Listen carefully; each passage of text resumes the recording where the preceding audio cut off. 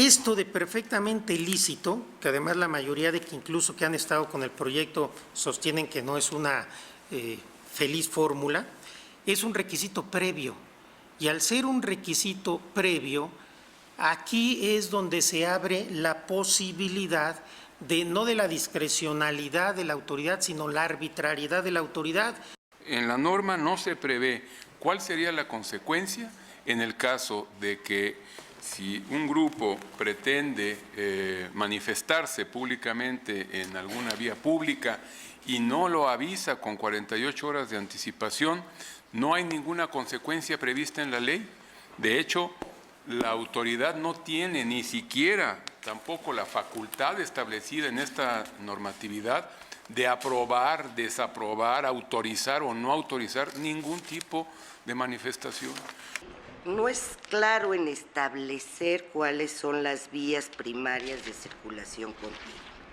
Y a tratarse de una restricción al derecho de manifestación o de reunión, yo creo que estos puntos sí tenían que estar muy claros en la ley. Bueno, ahí lo que pasó hoy en la Suprema Corte, en votación dividida, la Corte declaró válidos los artículos 212, 213 y 214 de la Ley de Movilidad de la Ciudad de México. Estos artículos plantean que quien desee hacer una marcha que sea perfectamente lícita, es el término que dice la ley, debe dar aviso por escrito a las autoridades con 48 horas de anticipación. No obstante, los ministros establecieron que el hecho de no avisar no vuelve a una marcha ilegal ni justifica que sea replegada por la policía. Por otra parte, la Corte también avaló que sea ilegal el bloqueo a vías primarias de circulación y en caso de que esto ocurra, entonces los manifestantes sí podrían ser replegados por las autoridades. Con esto, la Suprema Corte desestimó la acción de inconstitucionalidad 97/2014 promovida por organizaciones civiles y las comisiones de derechos humanos tanto nacional como de la Ciudad de México, que consideran que la ley de movilidad es violatoria de los derechos a la libre protesta y manifestación. Vamos a conversar sobre este tema con Laura Ballesteros. Ella es subsecretaria de Planeación de la Secretaría de Movilidad, y también con Arely Carrión, coordinadora de políticas públicas de Visitecas AC. Buenas noches a ambas. Buenas noches. ¿Cómo estás? Comienzo preguntándole a Laura Ballesteros qué opina de finalmente lo que avaló el día de hoy la Suprema Corte de Justicia de la Nación, sabiendo que, Laura, tú fuiste una de las impulsoras de la Ley de Movilidad. Hola, ¿qué tal? Muy buenas noches. Saludos, Olivia, qué gusto, aunque sea por esta vía, estar en comunicación. Arely también.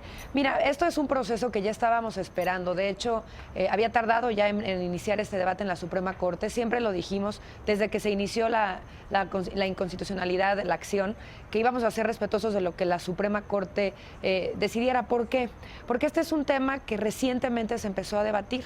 Antes el derecho a la movilidad no estaba reconocido en la ciudad, no había necesario entrar en este debate y en esta discusión. Ahora que ya está reconocido, la Suprema Corte tenía que determinar de qué manera podemos equilibrar estos dos derechos. Hoy vemos ya con agrado que el proceso termina. La ley de movilidad está completamente validada por la Suprema Corte, a excepción de la fracción que se elimina sobre personas con discapacidad y licencias.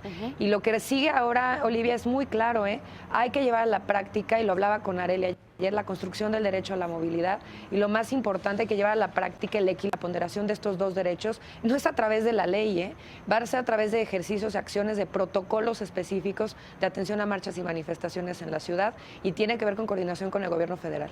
Arely Carrión, ¿tú qué opinas? Pues mira, me parece muy importante el hecho de que se den estos debates.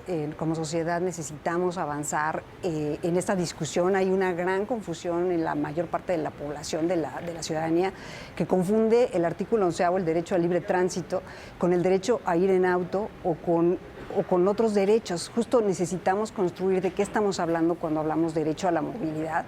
Y también, evidentemente, tenemos que hacernos cargo y discutir que hay una crisis de derechos humanos en este país, que efectivamente este tipo de ambigüedades o este tipo de artículos en donde este debate no se ha dado y no se ha construido, pues se prestan precisamente a que se pueda utilizar este tipo de artículos como un pretexto para poder limitar de alguna manera un derecho que es fundamental, que es básico para nuestra democracia, que es precisamente el de la libre expresión.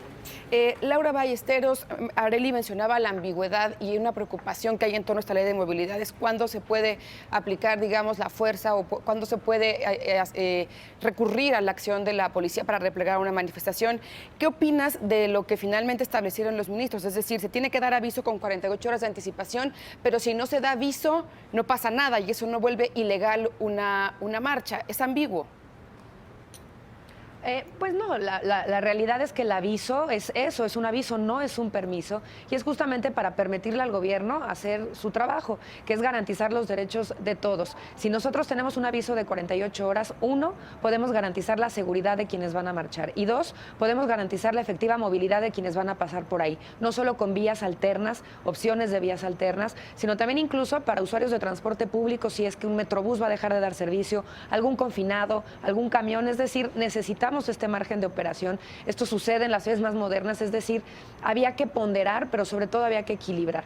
Hoy lo que queda claro, y ya Arely también lo comentaba ahorita, es la ley de movilidad no es una ley antimarchas, la ley de movilidad es una ley garantista, es una ley pro derechos, es una ley que proclama un nuevo derecho y es un derecho que quiere garantizarle a la gente que llegue del punto A al punto B en sus trayectos de manera cómoda, segura, rápida, accesible, y justamente eso es lo que vamos a encaminar en la construcción de este nuevo derecho. Y la ley de movilidad, justamente porque no es una ley antimarchas, en su momento de construcción en un consejo técnico amplio con la participación de toda la ciudadanía, desechó propuestas que buscaban que en la ley de movilidad se regularan las marchas y manifestaciones en su totalidad. Todo un capítulo, y esto lo digo además con la apertura con la que se construyó la ley, todo un capítulo que estaba dedicado por propuesta ciudadana de algunos sectores para regular marchas y manifestaciones se desechó y se conservaron únicamente 2 artículos que ya venían en la ley anterior. No es además ninguna novedad lo que se estaba estipulando en la ley. Arely Carrión, ¿tú qué opinas sobre este tema? El requisito de, bueno, digamos, se pide que se avise con 48 horas de anticipación cuando se va a llevar a cabo una marcha, pero también se establece que no pasa nada si no se avisa. Hay ministros que dijeron es un permiso disfrazado. ¿Tú qué opinas, Arely? Mira, de alguna manera esta discusión nos queda de ver porque no nos deja contentos prácticamente a ninguno, ¿no? No nos da certidumbre, no nos da claridad.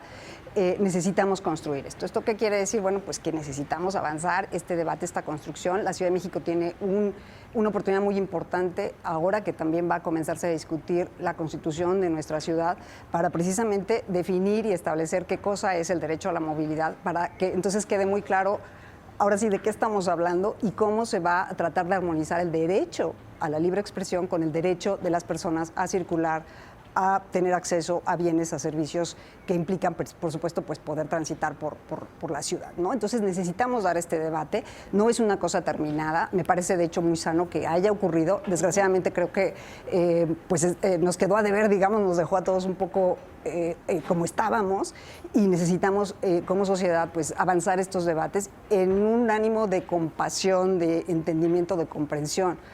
Si tú incluso lo miras de una manera muy crítica, quizás lo que nosotros necesitaríamos revisitar es por qué hay marchas. En esta ciudad hay 9.111 marchas todos los días. 56% de esas tienen que ver con temas que no se resuelven a nivel federal y temas que la gente tiene que verse obligada a salir a la calle a reclamarlas, cuando deberíamos estar en la situación de resolverlas con una llamada telefónica. O sea, ¿cuántos años más van a pasar para que tengamos que salir a la calle a reclamar derechos básicos de todo tipo, desde servicios hasta atención, hasta respuestas, etcétera, ¿no? Entonces, aquí desde mi punto de vista, es un punto de partida para una discusión que tiene que ser mucho más profunda y que efectivamente pues, nos permita armonizar y garantizar derechos para todos, para todos. Me queda una última participación de ambas de 30 segundos. Laura, preguntarte, bueno, ¿qué sigue ahora? Falta que se reglamente al respecto y una preocupación que expresaban también hoy en el debate los ministros es el tema de las vías primarias. Queda prohibido bloquear vías primarias, pero decían, no sabemos, no está establecido en la ley cuáles son estas. Mira, lo que sigue son dos cuestiones fundamentales. Hay que generar un protocolo de atención a marchas y manifestaciones con el gobierno federal y el gobierno de la ciudad, en el sentido del antes, durante y el después. Las marchas, lo deseable es que no existan porque se hizo un tratamiento previo para atender la problemática. Cuando hay una marcha es porque una autoridad no hizo su trabajo y ahí es donde hay que empezar a trabajar. Y número dos, el derecho a la movilidad tiene que irse a la Constitución Federal de nuestro país. Es ahí donde tiene que comenzar esta nueva construcción de derecho, en donde la agenda urbana sea importante y donde los derechos de tercera generación tengan también su espacio en las leyes mexicanas. Arely, por último, la Comisión Nacional de los Derechos Humanos y la Comisión de Derechos Humanos de la Ciudad de México consideran artículos de esta ley que son violatorios a derechos humanos. Un último comentario de tu parte. Necesitamos ser capaces de garantizar estos derechos básicos de primera generación, sin los cuales no somos una democracia, no somos un país con libertades básicas mínimas. Como dije, estamos en medio de una crisis de derechos humanos, en un momento muy difícil para el país.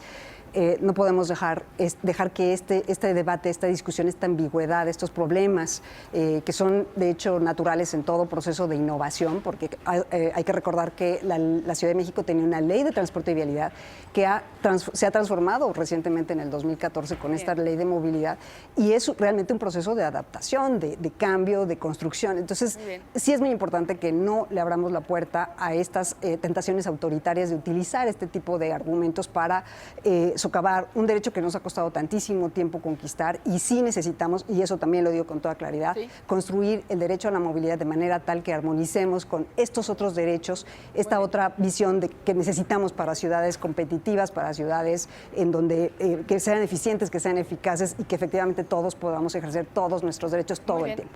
Muy bien, gracias a ambas, Laura Ballesteros, Arely Carrión, gracias por estar en el Financiero Bloomberg esta noche. Buenas noches a las dos.